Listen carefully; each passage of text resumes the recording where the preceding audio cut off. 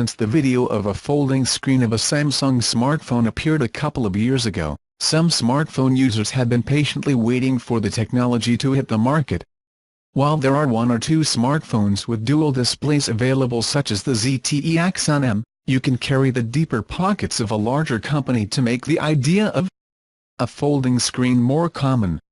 Samsung could be that company and has hinted in its earnings report that a folding OLED screen could reach the market soon. While smartphones are getting bigger in screen size, they get to the point where they cannot get much bigger before reaching tablet sizes. And who wants to put a tablet in your pocket? A folding screen would definitely take care of this, and, depending on how the phone was designed, it could offer the best of the worlds of smartphones and tablets. With the added benefit of portability and perhaps even drilling capacity,